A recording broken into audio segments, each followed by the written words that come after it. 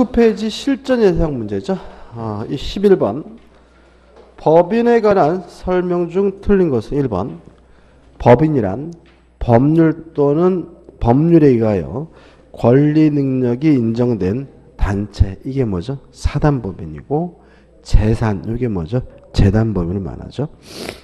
2번. 장기적 대규모 사업의 영속성에 필요성이 제기된다.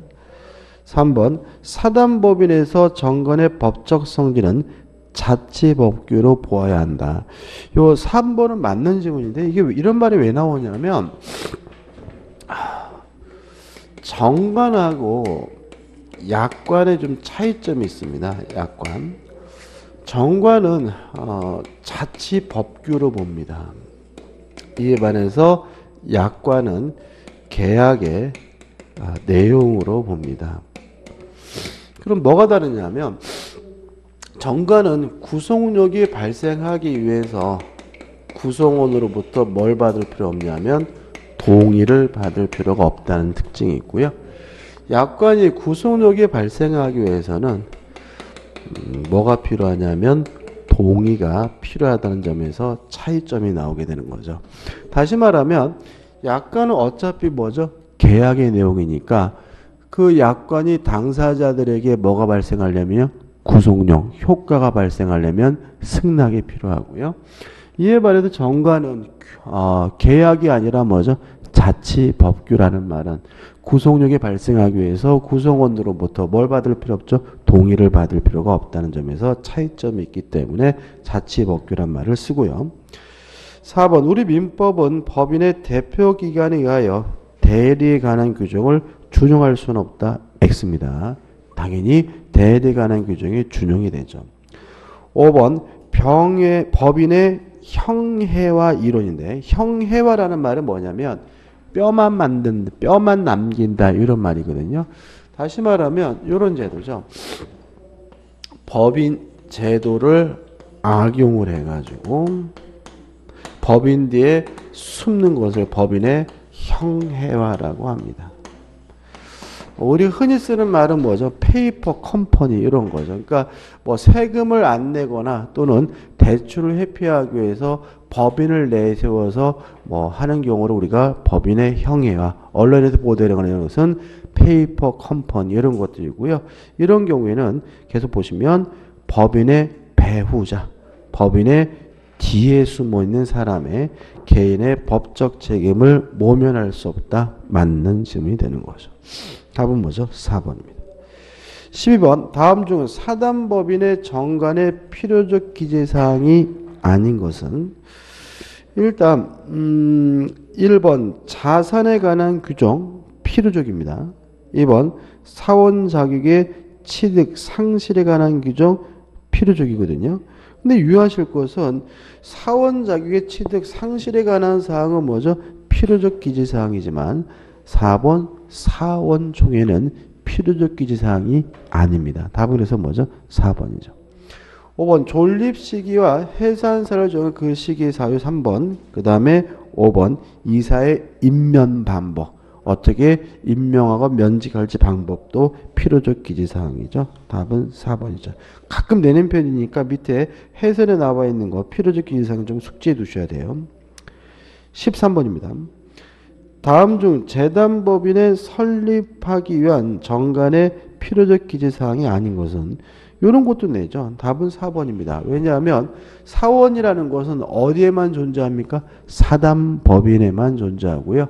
재단법인에는 사원이 존재할 수가 없기 때문에 사원 자격의 취득 및 상실 사유는 재단법인 정관의 필요적 기재사항이 아닙니다. 넘기셔서 14번이죠. 민법상 재단법인에 관한 설명으로 옳지 않은 것은 1번 재단법인은 영리법인이 아니다. 맞죠? 재단법인은 항상 뭐 해야 돼요? 비영리법인이어야 되죠. 2번 재단법인 설립을 위한 수련자의 재산 출연행위는 상대방 없는 단독행위이다 옵니다. 다시 말하면 재단법인 설립행위는 상대방 없는 단독행위죠. 3번 재단법인 설립자가 재단법인의 목적을 정하지 않고 사망했어요. 다시 말하면 재단법인 설립자가 목적 등을 정했지만 구체적인 내용을 정하지 않았다면 법원이 이를 정하겠지만 목적조차 정하지 않았다면 재단법인이 뭐 될 수 없어요? 설립될 수는 없는 거죠. 따라서 목적을 정하지 않냐고 사망한 경우 이해관계인 또는 검사의 청구에 의하여 법원이 이를 정한다는 지문은 X가 되고요. 답은 뭐죠? 2번이 되는 거죠. 4번 유언으로 특정 부동산을 출연하여 재단법인을 설립하는 경우 이것도 아주 시험에 잘 나오죠. 예를 들어서 갑이라는 출연자가 A라는 토지를 출연해가지고 K라는 재단법인을 만들 때 이 K 재단법인은 48조의 규정에 따라서 재단법인으로 이전 등기를 하지 않더라도 일단 재단법인은 뭘 갖게 되냐면 소유권을 취득하게 되거든요. 다만 이 출연자가 마음이 바뀌어가지고 을에게 이 토지를 팔아먹고 을에게 이전 등기를 해줬다면 이 재단법인은 자신의 소유권을 가지고 을에게 대항할 수가 없다라는 게 우리 판례 입장입니다. 따라서 재단법인은 소유권을 취득하기 위해서는 자기 앞으로 이전 등기를 안 해도 되지만 자신의 소유권을 가지고 제3자에게 대항하려면 뭐가 필요하죠? 등기가 필요하다는 것이 우리 판례 입장이기 때문에 계속 보시면 4번 유언으로 특정 부동산을 출연하여 재단법인을 설립하는 경우 제3자에 대한 관계에서 그 부동산이 재단법인에 귀속되기 위해서는 소유권 이전 등기가 필요하다. O 맞는 질문이죠. 다시 말하면 등기하지 않아도 소유권을 갖지만 제3자에게 대항하려면 뭐가 필요해요? 등기가 필요하니까 제3자에 대한 관계에서도 소유권을 취득하려면 뭐가 필요한 거죠? 이전 등기가 필요한 거죠. 5번 비영리재단법인도 그 목적을 달성하기 위하여 본질이 반하지 않은 정도의 영리활동은 물론 할 수가 있습니다. 15번이죠. 법인의 불법행위 능력에 관한 설명으로 옳은 것은 1번 법인의 손해배상 책임의 대표기관이 고의적 불법행위 기한 것이라고 해도 손해배상과 관련하여 피해자에게 과실이 있다면 과실상계 범위는 적용이 가능하다. O 맞는 질문이죠. 당연히 피해자에게 뭐가 있으면요 과실이 있다면 그만큼 감압하게 됩니다. 따라서 맞는 질문은 1번이죠. 2번 실제로는 직무와 관련 없는 대표기관 행위가 외형상 직무에 관한 것으로 보인다면 일종의 이게 뭐가 되냐면 대표권 남용이거든요. 자 이런 문제입니다. A라는 법인이 대표인 갑의 대표기관이 을과 만나가지고 예를 들어서 불법행위를 했어요. 근데 불법행위를 했으면 요 갑의 법인에게 뭘요? 손해 책임을 물으려면 요 갑의 대표행위가 뭐 해야 돼요? 직무와 관련돼야 되잖아요. 근데 문제는 직무와 뭐 되지 않고 있습니까? 관련되지 않고 있다는 얘기거든요. 그래서 보시면 피해자가 이에 관하여 선의이 난 그 선의에 중과실이 있더라도 법인의 불법행위 책임은 성립한다. X입니다. 다시 말하면 직무와 관련되지도 않았는데 법인에게 책임을 물으려면 상대방은 기본적으로 뭐 해야 돼요? 선의이고 무과실해야 되는 거죠. 따라서 X가 되고요. 3번 대표기관이 직무와 관련하여 불법행위를 한 경우 피해자는 민법 제35조 법인의 불법행위 능력에 따른 손해배상과 민법 제756조 사용자 배상 책임에 따른 손해배상을 선택적으로 청구할 수 있다. X입니다. 사용자 책임 문제는 성립되지 않습니다. 왜냐하면 대표기관의 행위가 법인에게 귀속되는 이유는 대표기관 행위가 이코로 법인 자신의 행위이기 때문에 그런 것이죠. 따라서 사용자 책임에 관한 민법 기준 적용되지 않으므로 3번은 뭐죠? X가 되는 거죠. 4번 법인의 불법행위 책임이 성립하면 대표기관은 손해배상 책임을 면한다. X죠. 대표기관도 연대에서 손해배상 책임을 계속해서 부담하게 되고요. 5번 법인의 불법행위 능력에 관한 규정은 등기가 하는 부분이 아니기 때문에 권리 능력 없는 사단에 유추 적용되지 않는다가 아니라 뭐죠? 유추 적용이 됩니다. 답은 뭐죠? 1번이죠. 16번입니다.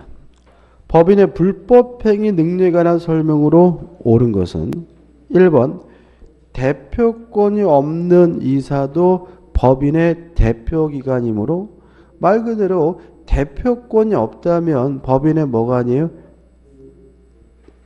대표기관이 아니죠. 따라서 이들의 행위에 대해도 법인의 불법행위 책임이 성립한다. X가 되는 거죠. 2번 법인의 목적 범위 외의 행위로 인하여 타인에게 손해를 가했어요. 그러면 법인이 뭘 안 집니까? 책임을 지지 않습니다. 누가 책임을 지냐면 그 사항의 의결에 찬성하거나 그 의결을 집행한 사원, 이사 및 기타 대표자가 연대 배상 책임을 지기 때문에 2번이 맞는 지문이고 2번이 뭐죠? 답이 되는 거죠. 3번 법인이 책임지는 이유는 대표기관의 행위가 이코로 법인 자신 행위이기 때문이죠. 따라서 사용자 책임에 관한 민법 규정이 적용되지는 않습니다. 따라서 3번 법인은 사용자로서 불법행위 책임을 지는 것이므로 이미 X고요. 대표기관을 선임 감독함에 있어 주의 의무를 다하였음을 증명하면 그 책임을 면한다는 지문도 뭐죠? X가 되는 거죠. 4번 법인의 불법행위 책임이 인정되더라도 대표기관 개인의 책임도 계속 병존해서 존재하므로 법인의 불법행위 책임이 성립하면 대표기관의 불법행위 책임은 성립하지 않는다는 지문도 X고요. 5번 피해자에게 과실이 있다면 깎죠. 따라서 과실상계할 수 없다는 5번 지문도 뭐가 돼요? X가 되는 거죠. 그래서 이 법인의 불법행위에 대해서는 시험 문제가 아주 잘 나오는데 계속 뭐죠? 반복적이니까 반드시 맞춰줘야 되겠죠. 17번입니다. 민법상 법인의 기간에 관한 설명으로 옳지 않은 것은 이사는 필수기간입니다. 반드시 있어야 됩니다. 따라서 1번 법인은 이사를 두어야 한다. 맞는 지문이죠. 이에 반해서 감사는 필수기간이 아닙니다. 있을 수도 있고 없을 수도 있습니다. 따라서 2번 재단법인은 감사를 둘 수 있다. O 맞는 질문이죠. 3번 법인과 이사 이익이 상반하는 사항이 가나요? 그 이사는 대표권이 없고요. 그때는 누굴 선임합니까? 특별 대리인을 선임하고요. 3번 법인의 이사는 법인의 재반 사무 처리를 타인에게 포괄적으로 위임할 수 있다. X입니다. 만약에 포괄적으로 위임하게 되면 대표의 존재 가치가 없기 때문에 특정 행위에 대해서 대리인을 선임하고 특정 행위에 대해서 위임할 수는 있을 뿐 포괄적으로 위임할 수는 없기 때문에 4번이 뭐죠? X가 되는 거죠. 5번 감사는 뭐 하는 사람이냐면 법인의 재산사항에 관하여 부정행위가 있음을 발견하면 이를 총회 또는 주무관청에 보고를 해야 되는 사람이죠. 답은 4번입니다. 넘기셔서 18번입니다. 민법상 법인의 대표기관에 관한 설명으로 옳지 않은 것은 이것도 아주 시험에 잘 나옵니다. 대표기관인 이사의 대표권을 제한하려면요 반드시 정관에 기재를 해야 합니다. 만약에 정관에 기재를 하지 않고 있다면 그 대표권 제한은 뭐가 되냐면 무효가 되는 거죠. 그 다음에 정관에 기재가 됐더라도 이것을 가지고 제3자에게 대항하려면 뭐가 필요하냐면 등기가 필요한데 이때 제3자는 선의 제3자뿐만 아니라 악의 제3자도 포함하거든요. 따라서 대표권 제한에 대해서 등기를 하고 있지 않다면 누구에게도 대항하지 못하냐면 악의 제3자에게도 대항하지 못한다는 거 꼭 기억해 두셔야 되는 거거든요. 따라서 일단 답부터 보면 옳은 걸 찾는데 3번 이사의 대표권 제한을 등기하지 않으면 누구에게도 악의 제3자에게도 대항할 수 없다. 이게 뭐죠? 맞는 질문이 되겠죠. 나머지 질문 1번 이사는 필수기간입니다. 따라서 임의기간이다. X고요. 또 2번 각자 대표가 원칙입니다. 따라서 이사가 수인이면 공동으로 대표한다. X가 되죠. 4번 대리인을 선임할 수 있고 수권행위를 할 수 있지만 포괄적으로 대리권을 줄 수는 없기 때문에 포괄적으로 대리권을 수여할 수 있다. 4번도 뭐죠?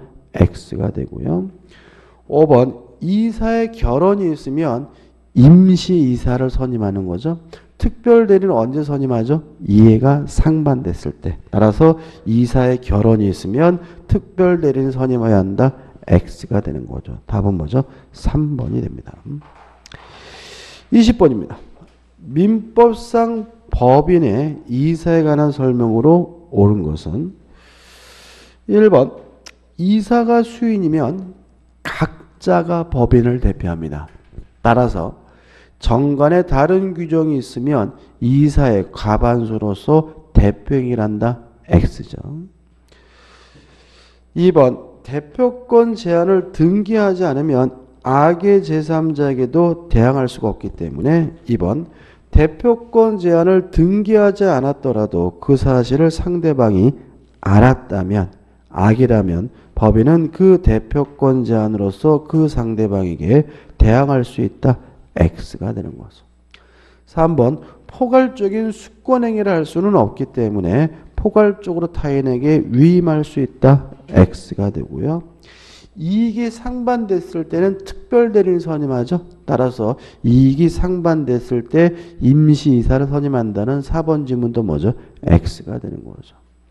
5번 파산 이해의 사유로 법원이 해산한 경우 정관 또는 총회 결의로 달리 정한 바가 없다면 이사가 청산이 된다. 오, 맞는 질문이어서 원칙적으로 해산법인이 되면 청산인은 이사가 합니다. 그 다음 21번입니다. 법인의 이사에 관한 설명으로 틀린 것은 1번 사임하지 않은 다른 이사들로서 정상적인 법인 활동이 가능하면 사임한 이사에게 직무를 계속하게 할 필요는 없다. 그냥 말 그대로 맞는 지문이겠죠.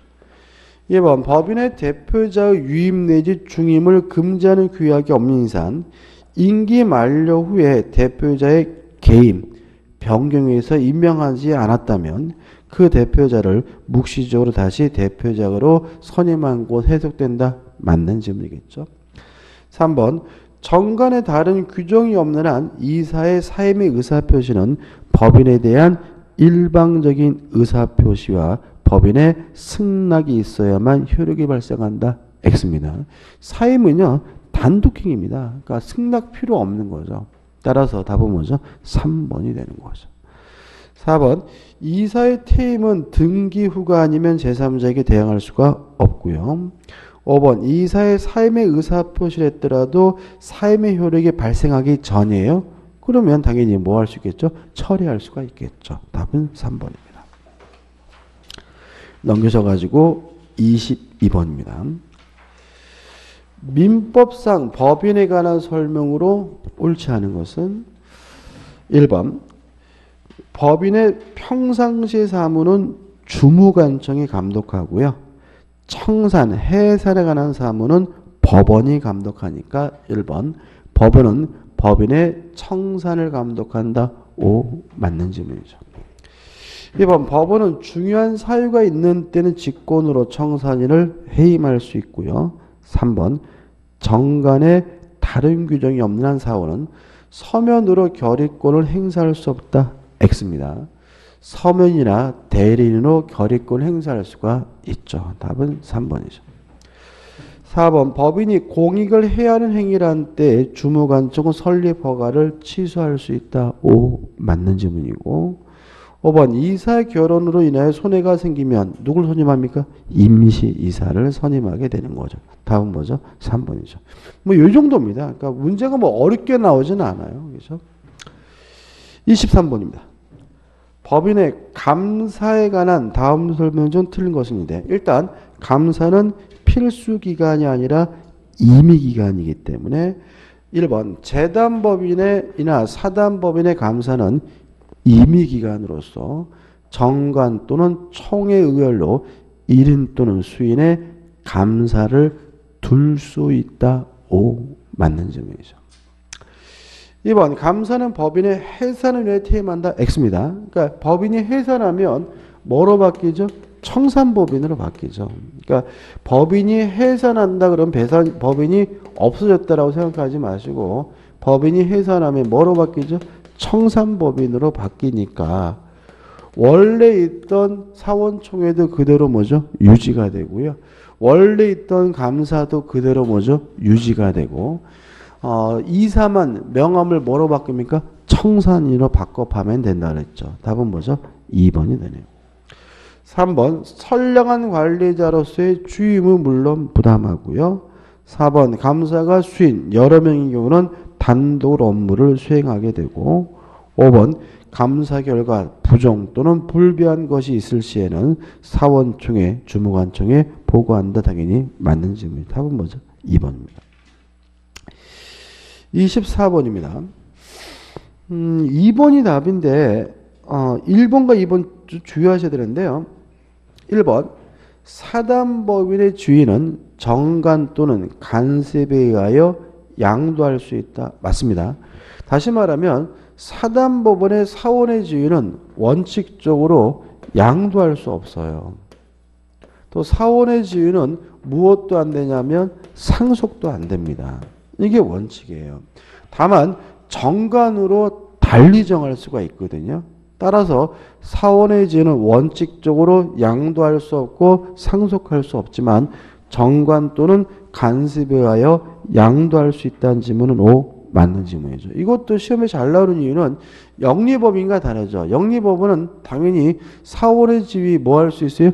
양도할 수 있고 상속도 되죠. 이번에 뭐죠? 한진그룹 그 양반 돌아가셔가지고 자식들이 지금 뭘 내야 되죠? 상속세를 내야 되는데 절반 정도 내야 되니까 경영권을 유지할 수가 없을 것 같다. 이런 결론이 나오더라고요. 근데 전에 보면은 그러니까는 상속세를 이제 절반을 내려고 그러면 굉장히 뭐죠? 아까워하죠. 그죠? 2분의 1. 꽁꼬를 받는 거니까 내야 되는 거 아닌가요? 그죠? 뭐죠? 이름이 그렇게 생각이 안 나네. 갑자기. 미국의 빌 게이츠 못지않게 유명한 부자. 그 양반은 자기 자식들한테 이름을 까먹었는데 유명한 사람인데 워렌 버핏인가요? 워렌 버핏인데 자기 재산 중에 1%만 주겠대요. 1%만 뭐죠? 상속시키고 나머지 99%는 다 뭐죠? 사회에 환원하겠다. 그러면 얘네들 상속세 안 내도 되겠죠, 그죠? 99%니까, 그죠? 근데 그래서 제가 라디오 듣고 있었는데, 대단한 사람이다 그러는데, 1%가 1조가 넘는데. 참. 이 정도 돼야, 그죠? 그 다음에,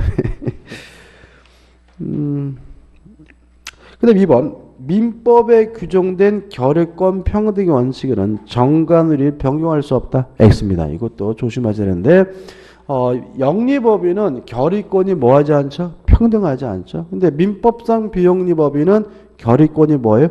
평등한 것이 원칙인데, 다만 정관으로 뭐 할 수 있어요? 변경할 수가 있는 거죠. 그래서 1번과 2번은 영리법인과의 차이점이기 때문에 잘 내니까 주의하시고 답은 뭐죠? 2번이죠. 3번 사단법인의 정관 변경과 임의 해산은 사원총회의 정권사항이고요. 4번 총사원 5분의 1 이상의 회의 소집 요구입니다. 자, 임시사원총회는 세 가지 방식이 있어요. 첫째는 이사가 소집할 수 있고요. 두 번째는 감사가 소집을 할 수 있고 세 번째는 뭐죠? 총사원의 5분의 1 이상의 찬성으로 소집을 요구할 수가 있고요. 그 다음에 5번은 뭐 당연한 내용이죠. 25번입니다. 비영리 사단법인의 재산의 귀속 형태는 총유죠. 따라서 죄송합니다. 비영리 사단법인은 뭐죠? 단독 소유죠. 답은 뭐죠? 2번이죠. 제가 저번 주 이유 말씀드렸습니다. 그죠? 권리 능력은 법인에게만 있고 법인 아닌 사단에게 뭐가 없어요? 권리 능력이 없으니까 자연인들의 공동 소유인데 그 형태가 뭐죠? 총유고 조합도 권리를 가질 수 없기 때문에 자연인들의 공동 소유이기 때문에 그것이 뭐죠? 합의다. 이에 반해서 법인은 당연히 뭐가 있어요? 권리 능력이 있으니까 법인의 재산은 뭐죠? 단독 소유다. 조심하셔야 된다 그랬죠? 답은 뭐죠? 2번입니다. 26번입니다. 사단법인의 정관 변경에 관한 설명으로 옳지 않은 것은 1번 정관의 정관 변경을 허용하지 않는다는 취지를 정하여도 그 정함에 구속력이 없다. 맞습니다. 그래서 사원들의 동의가 있다면 요 변경 금지한다는 조항 자체도 뭐죠? 변경할 수가 있고요. 2번 정관의 이사회 결의로 정관을 변경할 수 있다고 정하여도 그 정함에 구속력은 없다. 왜냐하면 사원총회 뭐죠? 전권사항이니까요. 3번 정관의 이사장만이 대표권을 갖는다고 정하고 등기하면 선의 제3자에게도 대항할 수 있다. 맞나요? 이게 어떤 거냐면 이런 거죠. 예를 들어 가지고 A, B, C 세 명이 이사고 요 A가 뭐죠? 뭐가 되는 거죠? 이사장인 거죠. 이사장. 그러고 나서 이 A만 대표권이 있고 B, C에게는 뭐죠? 대표권이 없다. 이런 얘기잖아요. 그죠? 그러면 B, C에 대한 이사에 대한 뭐예요? 대표권 제한이고요. 정관에 기재하면 대표권 제한하는 거 가능하고 만약에 뭐 했다면요? 등기했다면 선의 제3자나 악의 제3자에게 뭐 할 수 있어요? 대항할 수 있는 거죠. 다시 말하면 이사장만이 대표권을 갖는다는 말은 다른 이사에게는 뭐인 거예요? 대표권 제한인 거고요. 이걸 가지고 제3자에게 대항하려면 뭐가 있으면 돼요? 등기가 있으면 되니까 등기하면 선의 제3자에게 대항할 수 있다. 맞는 지문이니까 조심하시기 바래요. 이상한 대상하지 마시고. 4번 정관의 사원총회 소집을 청구할 때에는 총사원의 과반수를 넘어야 한다고 정하여도 그 정함에는 구속력이 있다. 원래는 사원총회 소집 요구하려면 몇 분의 몇이죠? 5분의 1 이상의 찬성인데 정관으로 달리 정할 수가 있습니다. 5번 사단법인의 정관 의미가 불분명하여 불명한 때는 사단법인의 성질상 사원총회 결의 방식으로 정관을 해석할 수 있으면까지 맞아요. 근데 문제는 그 해석은 다른 사원에게도 구속력이 있다는 것도 맞는데 구속력이 있다는 것이 팔레테이도이다 X다. 왜냐하면 이거는 실질적으로 뭐예요? 정관 변경인 거죠. 제가 이런 말씀드렸죠. 정관에 예를 들어서 노란색이라고 써 있는데 갑자기 사원총회를 개최해가지고 이거를 빨간색으로 해석한다.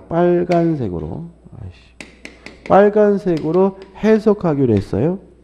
그러면 실질적으로 이것은 뭐 한 거죠? 정관을 변경한 거죠.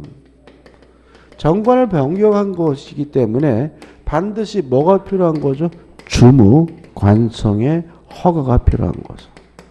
따라서 만약에 주무관청의 허가가 없다면 그러한 해석은 뭐가 돼요? 무효가 되는 거고요. 따라서 주무관청의 허가가 없는 한 그 해석은 무효다. 다른 구성원들에게 뭐가 없는 거죠? 구속력이 없기 때문에 5번은 뭐가 돼요? X가 되는 거죠. 문제가 좀 까다롭네. 그죠? 다시 한번요. 정관에 노란색이라고 규정되어 있는데 사원적인 결의를 통해서 빨간색으로 해석하기로 결의한 것은 실질적으로 뭐인 거죠? 정관을 변경한 거기 때문에 뭐가 필요한 거죠? 주무관청의 허가가 필요하다. 만약에 주무관청의 허가가 없다면 그것은 뭐죠? 무효이기 때문에 5번은 뭐가 돼요? X가 되는 거죠. 넘기셔가지고 27번입니다.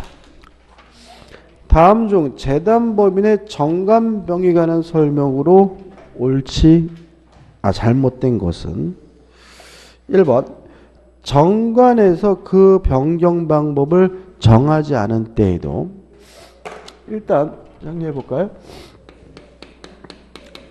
재단법인의 정관 변경은 원칙적으로 금지가 됩니다. 다시 말하면 재단법인은 원칙적으로 정관을 뭐 할 수 없어요? 변경할 수가 없는 거죠. 다만 예외적으로 변경하는 것이 가능한 경우가 있는데 첫째, 정관의 변경 방법을 규정하고 있는 경우죠. 만약에 정관의 변경 방법을 규정하고 있다면 재단법인도 예외적으로 정관 변경이 가능하고요. 그 다음에 두 번째, 목적 달성이 뭐죠? 불가능한 경우죠. 그 다음 세 번째는 명칭이나 주소죠. 명칭이나 주소는 주된 사무 소재지는 뭐 할 수 있죠? 변경할 수가 있고요. 주의하실 것은 요 세 가지에 해당해서 재단법인 변경, 정관의 변경이 가능하다 하더라도 반드시 뭐는 필요하죠? 주무관청의 허가는 뭐죠? 필수적이다. 따라서 변경 방법이 규정되어 있거나 또는 목적 달성이 불가능하거나 명칭 주소는 주무관청의 허가가 있다면 변경하는 것이 가능하기 때문에요. 다시 한번 보시면 1번 정관에서 그 변경 방법을 정하지 않은 때에도 재단법인의 목적 달성 또는 그 재산 보존을 위하여 적당한 때는 명칭 또는 사무소이지 주소를 변경할 수 있다. 맞는 질문이 되고요. 2번 재단법인의 목적을 달성할 수 없는 때에는 설립자나 이사는 주무관청 허가를 얻어 설립 취지를 참작하여 그 목적 기타 정관의 규정을 변경할 수 있다. 다시 말하면 목적 달성이 불가능할 때 뭐죠? 변경할 수가 있고요. 3번 정관 변경에 관한 주무관청 허가의 법적 선일은 일반적 금지 해조로 보는 것이 판례 태도이다. X입니다. 요거는 허가라고 써 있지만 허가가 아니라 뭐죠? 인가로 해석을 하거든요. 다시 말하면 지문에 나와 있는 일반적 금지 해제는 뭐죠? 허가를 의미해요. 허가가 아니라 뭐죠? 인가이기 때문에 답은 뭐죠? 3번이 되는 거죠. 4번 기본 재산이 증가하거나 감소하는 경우 주무관청의 허가가 있어야 유효하다. 맞죠? 왜냐하면 기본 재산이 변경되면 자산에 관한 사항이 변경되고 따라서 정관 변경이 초래되기 때문에 뭐가 필요한 거죠? 주무관청의 허가가 필요하고요. 5번 재단법인의 기본 재산의 처분은 정관 변경 행위이므로 주무관청 허가를 받지 않으면 그 효력이 없고 재단의 채권자가 그 기본 재산에 대하여 강제 집행을 실시하여 경락이 된 경우에도 동일하다. 따라서 재단법인에게 받을 돈이 있다면 받는 것이 뭐죠? 힘들다는 말씀도 제가 해드렸던 기억이 나네요. 답은 4번입니다. 28번입니다. 재단법인의 기본 재산의 처분에는 주무관청의 허가가 필요한데 이에 관한 판례 태도로 옳지 않은 것은 1번 재단법인의 채권자가 기재단법인의 기본 재산을 수동채권으로 의뢰하여 상계를 하는 경우에도 주무관청의 허가를 얻어야 된다. 수동채권을 상계하면 뭐죠? 기본 재산이 변하기 때문에요. 용어 정리할까요? 자, 이런 겁니다. 을이갑에게요 1억을 빌려줘서 1억을 받을 뭐가 있냐면 채권이 있고요. 갑도 을에 대해서 1억을 빌려줘서 1억을 받을 뭐가 있어요? 채권이 있어요. 근데 을의 입장에서 갑이 돈을 안 주길래 자기가 줄 돈과 받을 돈, 자기가 받을 돈과 줄돈을 까버린 거 우리가 뭐죠? 상계라고 하고요. 상계하는 사람 우리가 뭐죠? 상계자라고 하거든요. 근데 여기서 상계자가 받을 돈, 이거 우리가 자동채권이라고 하고요. 상대방이 받을 돈, 이걸 우리가 뭐죠? 수동채권이라고 합니다.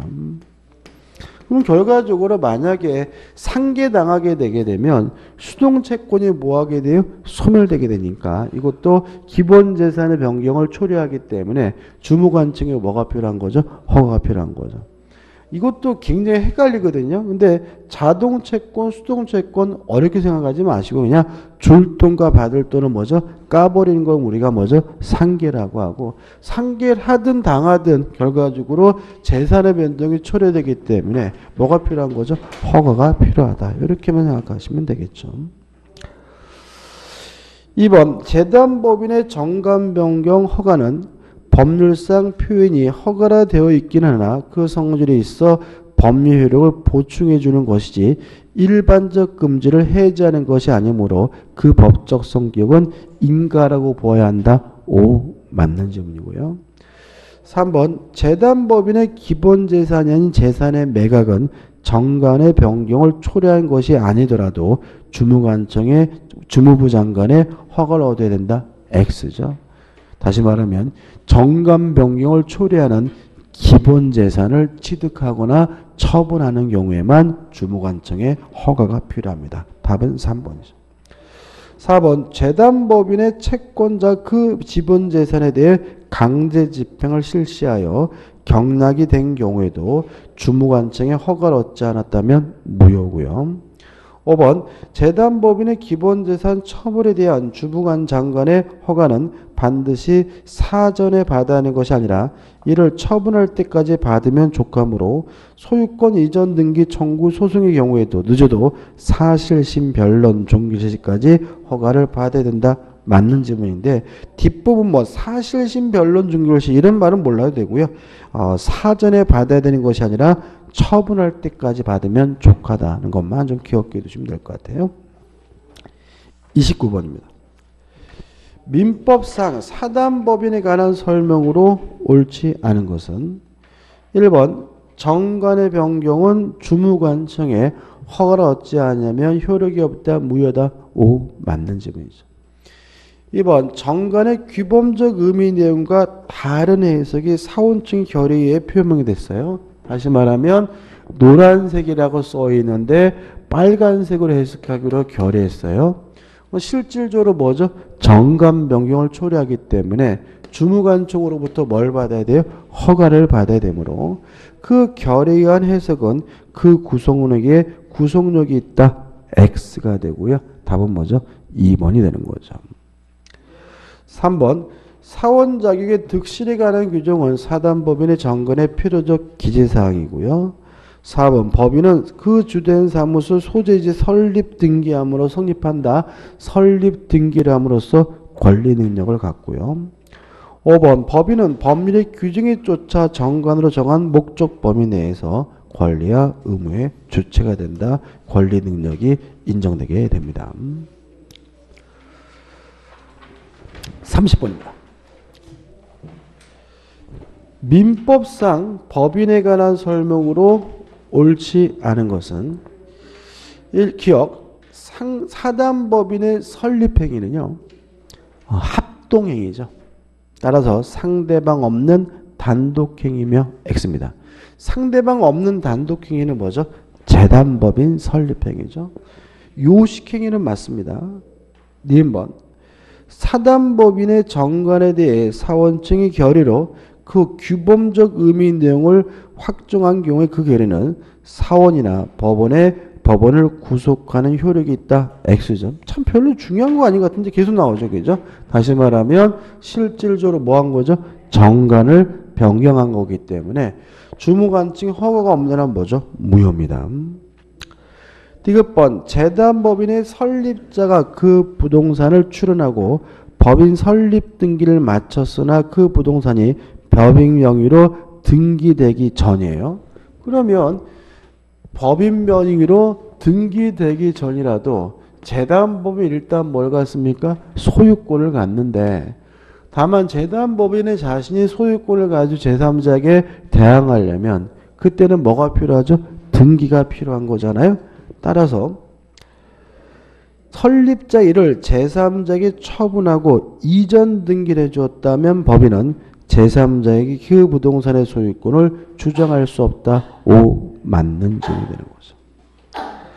1번 사단법인의 사원의 지위는 양도하거나 상속할 수 없다는 민법 규정은 임의규정입니다. 맞습니다. 따라서 정관으로 달리 정할 수가 있고요.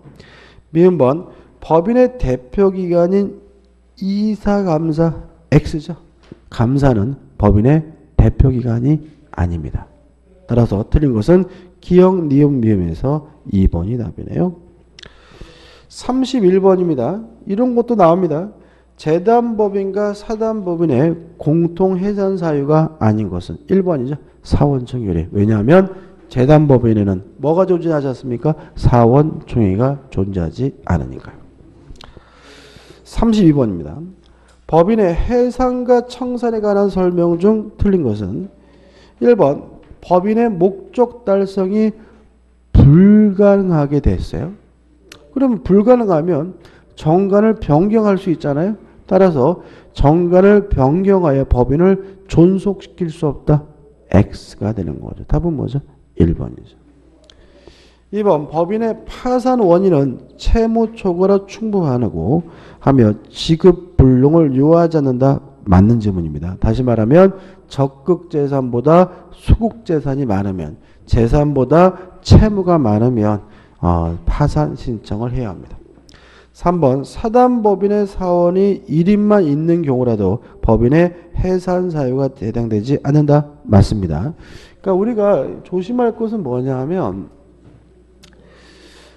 사단법인은 사라인 집합에다가 법인격을 부여한 것이니까 사단법인이 설립이 되려면 사단법인이 만들어지려면 반드시 몇 명이죠? 2인 이상이 필요한 거죠. 처음에 만들 때는 사원이 2명 이상이 있어야 됩니다. 다만 우리 판례에 따른다면 사단법인이 존속하기 위해서는 1명 이상이면 존속한다고 봐요. 그래서 만약에 사단법인의 사원이 1명도 없으면 뭐가 돼요? 해산사유가 되겠지만 1명이라도 있으면 뭐죠? 해산사유가 아니라는 것이 우리 판례 입장이고 주식회사도 마찬가지입니다. 그래서 1인 해사를 인정하고 있어요. 4번 법인의 청산 절차에 관한 민법 규정은 강행 규정이므로 정관에서 다르게 규정할 수가 없고요. 5번 또 나왔네요. 청산 종결 등기가 격려된 경우에도 청산 사무가 종료되었다고 할 수 없는 경우에는 청산법인의 당사자 능력, 권리 능력이 인정된다. 맞는 질문이죠. 왜냐하면 법인이 권리 능력이 소멸되는 시점은 청산 종결 등기 시간이라 실질적으로 청산 사무가 종료됐을 때이기 때문에 그렇습니다. 답은 1번이죠. 33번입니다. 민법상 사단법인의 해산 및 청산에 관한 설명으로 옳지 않은 것은 1번 사단법인이니까 사원청유의 결의로 해산할 수 있다. 맞네요. 2번 법인이 해산한 때는 파산한 경우를 제하고는 원칙적으로 이사가 청산이 되고요.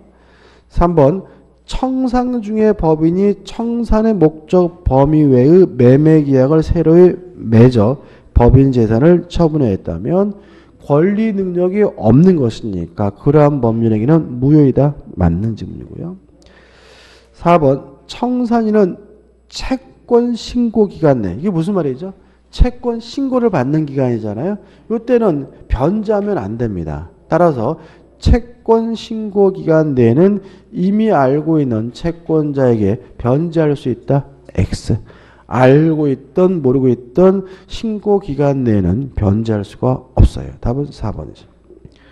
5번 청산 종결 등기가 격려되었다고 하더라도 청산 사무가 종료되지 않았다면 그 범위 내에서 법인격 권리 능력은 존속한다는 질문은 O 맞는 질문이 되겠죠.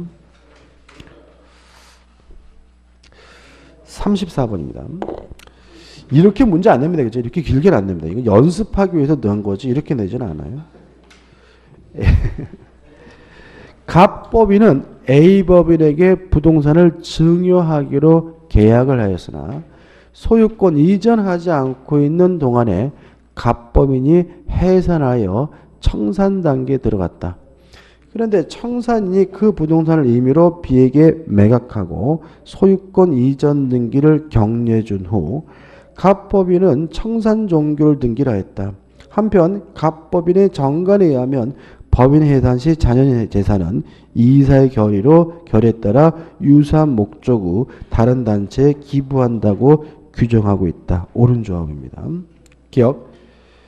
법인 해산 시 자녀 재산의 기속 권리자를 직접 지정하지 아니하고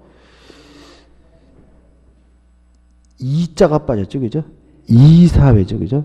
이사회의 결의에 따르기를 정하도록 하는 등의 귀자가 또 빠졌네요. 아, 왜 이렇게 많이 빠졌어? 이자가 빠졌고요. 그 다음에 등의 귀속이죠. 귀속 권리자의 지정 방법을 정해놓은 정관 규정도 유효하다. 오, 맞습니다. 왜냐하면 말로 말씀드리면 이 법인이 해산했는데 자녀 재산이 있으면 첫째가 누구죠? 정관에 기재된 자가 받고요. 그리고 자녀 재산이 있으면 주무관청에 허가를 얻어서 유사 목적으로 처분하고요. 그래도 자녀 재산이 있으면 뭐죠? 국고로 기속되거든요. 따라서 지금 정관에 누구에게 기속 재산이 간다라고 규정한 것은 적법하고도 뭐죠? 유효한 거니까 기억은 뭐죠? 맞는 질문이죠. 좀 빠진 글자가 다시 한번 읽어볼게요. 기억. 법인 해산 시 자녀 재산의 기속 권리자를 직접 지정하지 아니하고 이사회의 결의에 따라 이자는 넣으시고 이를 정하도록 하는 귀속 권리자의 지정 방법을 정해놓은 정관 규정도 유효하다. 맞는 질문입니다. 네 번 이사회의 의결에 의하여 자녀 재산을 처분하도록 한 정관 규정은 성질상 등기하여야만 제3자에게 대항할 수 있는 청산인의 대표권에 관한 제한이라고 볼 수 있다. X입니다. 이거는 청산인에 대한 대표권 제한하고 아무런 상관이 없는 내용이죠. 디귿번 청산인이 자녀 재산을 B에게 처분한 행위는 특단의 사정이 없는 한 무효이다. 맞습니다. 왜 그러냐면 청산법인은 청산 목적 범위 내에서만 권리 능력이 인정되잖아요. 근데 자녀 재산을 제3자에게 팔아먹는 것은 청산 목적 범위와 상관이 없는 거기 때문에 뭐가 되는 거죠? 무효가 되는 거죠. 1번 만약 갑법인의 청산인이 동시에 A법인의 이사인 경우 갑이 A에게 그 증여한 재산을 이전하는 행위는 쌍방대리 금지 원칙에 반한다. 좀 다시 한번 읽어볼까요? 만약 갑법인의 청산인이 동시에 A법인의 이사인 경우 갑이 A에게 증여한 재산을 이전하는 행위는 쌍방대리 금지 원칙에 반한다. X입니다. 왜냐하면 증여한 재산을 이전하는 것은 단순한 채무행위죠. 우리가 대리에서도 하겠지만 자기계약 쌍방대리는 뭐가 되죠? 금지가 되잖아요. 자기계약 쌍방대리는 금지가 되는데 첫째, 본인의 허락이 있으면 가능하고요. 채무이행은 뭐죠? 가능하잖아요. 다시 말하면 이미 증여계약이 있었고 그것을 이행하는 것은 뭐에 불과한 거죠? 채무이행에 불과한 것이기 때문에 쌍방대표라 하더라도 가능한 것이고 따라서 뭐가 되는 거죠? X가 되는 거죠. 그 다음에 미인번 만약 갑법인이 파산 선고를 받아 갑법인에 대한 파산 절차가 종료되었다면 자녀 재산이 있는지 여부와 상관없이 갑법인은 소멸한다. X입니다. 법인이 소멸하는 시점, 권리 능력이 상실되는 시점은 실질적으로 청산 사무를 모두 종료됐을 때 소멸되고요. 따라서 자녀 재산이 있다라는 말은 청산사무가 아직 뭐 되지 않았다는 거죠? 종료되지 않았다는 얘기고요. 따라서 X가 됩니다. 답은 뭐죠? 기억 디귿에서 1번이 답이죠. 35번입니다. 법인 아닌 사단에 관한 설명으로 옳지 않은 것은 일단 법인 아닌 사단은 권리 능력이 없지만 당사자 능력은 인정이 되므로 등기의 당사자가 될 수 있고 소송의 당사자가 될 수 있죠. 따라서 1번. 법인 아닌 사단 명의로 부동산을 등기할 수 있다. 오, 맞는 질문이죠. 2번. 공동주택의 입주자 대표인은 대표적인 뭐죠? 법인 아닌 사단이고요. 4번부터 4번. 소집 절차에 하자가 있어 그 효력을 인정할 수 없는 종중총회 결의라도 후에 적법하게 소집된 종중총회에서 이를 추인하면 처음부터 유효된다. 맞는 질문입니다. 5번. 법인 아닌 사단의 재손 기속관계는 그 구성원의 총유이므로 구성원은 사단 내부의 규약 등이 정해진 바에 따라 총유물을 사용 수익할 수 있다. 맞아요. 근데 이 총유에서 가장 중요한 특징은 뭐냐 하면 지분이 없다는 거죠. 그래서 법인 아닌 사단의 소유 형태인 총유는 뭐가 없습니까? 지분 자체가 없습니다. 그래서 어떤 문제가 있냐면 교회 신도들이 탈퇴했을 때 교회 재산은 누구 것이 되느냐에 대해서 시험에 잘 나오는 편인데 우리 판례는 원칙적으로 잔존하는 교인들의 총유란 입장이죠. 다시 말하면 개인적으로 탈퇴하든 집단적으로 탈퇴하든 관두면 뭐죠? 땡이다. 왜요? 뭐가 없으니까요? 지분이 없으니까요. 다만 일종의 예외를 인정하고 있는데 다만 탈퇴한 교인이 4분의 3을 초과하는 경우 다시 말하면 4분의 3을 초과하는 경우에는 이때는 오히려 탈퇴한 교인들의 총유가 된다는 일종의 예외 인정해요. 그래서 교회 재산은 도안이면 뭡니다. 남아있는 교인들 거가 되든지 아니면 탈퇴한 교인들 거가 되든지 둘 중에 하나인 것이지 교회 재산을 신도들이 뭐 할 수 없어요? 나눠 가질 수는 없다는 게 판례 입장이에요. 따라서 3번.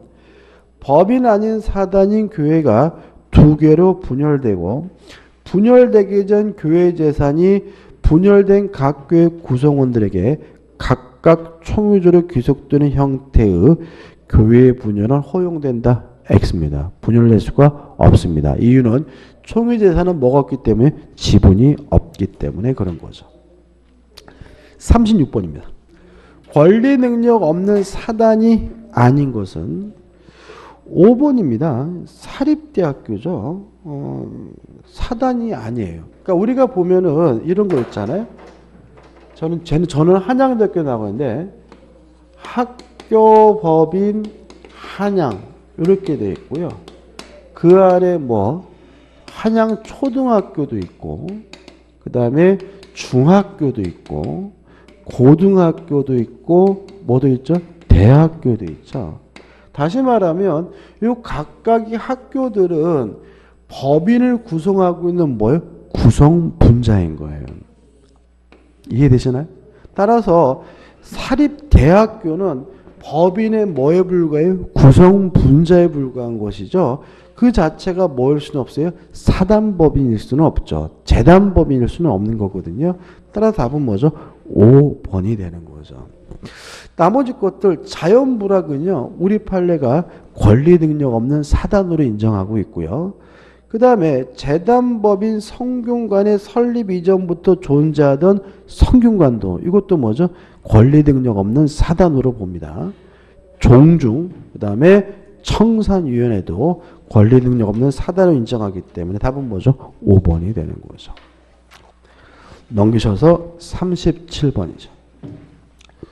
권리 능력 없는 사단에 대한 판례 입장과 다른 것은 1번 집합 건물의 관리단도 권리 능력 없는 사단이고요.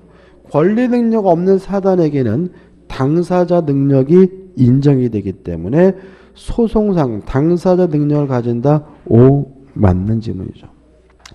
2번 재건축 조합도 뭐죠? 대표적인 권리 능력 없는 사단인데 문제는 권리 능력 없는 사단이라는 말은 뭘 안 하고 있다는 거죠? 등기를 안 하고 있다는 얘기거든요. 따라서 계속 보시면 정관에 위반하여 사원청이 결의 없이 체결한 계약은 상대방이 그와 같은 대표권 제한을 알았거나 알 수 있었을 경우 아니면 유효하다. 맞는 지문이 됨을 주의하시기 바라고. 4번 재건축 조합과 체결한 계약의 효력은 직접 조합원들에게 미치지 않는다. 맞나요? 다시 말하면 재건축 조합 자체가 뭐죠? 책임을 져야 되는 것이고 구성원들이 계약 당사자는 아닌 거죠.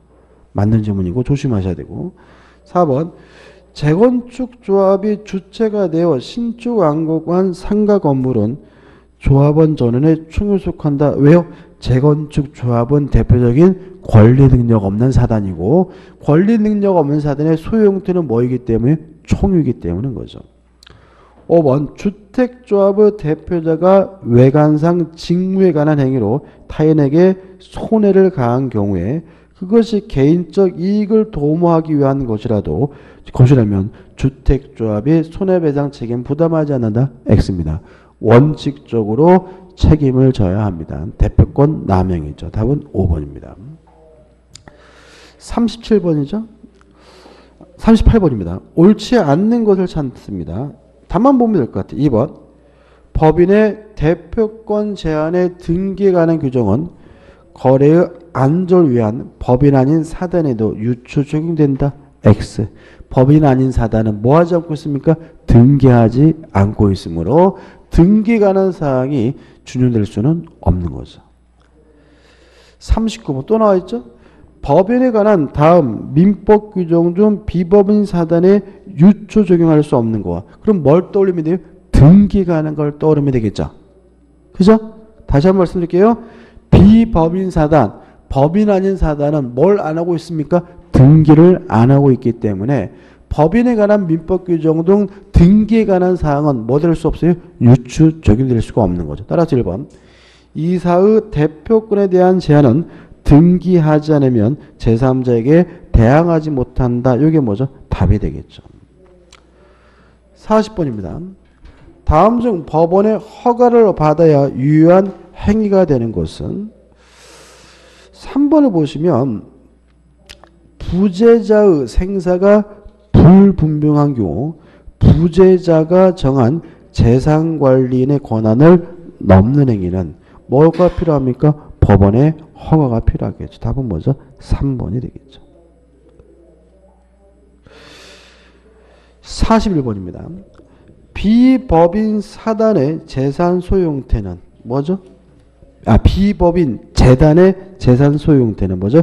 재단의 뭐죠? 단독 소유입니다. 이거 말장난 조심하시기 바라고 총인 것은 뭐죠? 비법인 사단의 소유 형태가 뭐죠? 총인 거죠.